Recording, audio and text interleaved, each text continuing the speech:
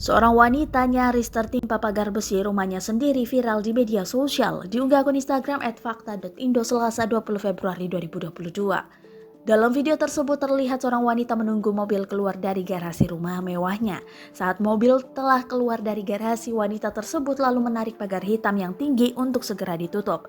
Wanita itu berusaha kuat untuk menarik pagar hingga akhirnya pagar tersebut terjatuh ke arah jalanan. Melihat hal itu, wanita nampak panik dan berusaha untuk mengangkat pagar itu sendirian. Untungnya kondisi jalanan saat itu sedang sepi sehingga tak mengenai pengendara lain. Wanita itu pun selamat dari kejadian tersebut. Warganet juga ramai mengomentari postingan itu.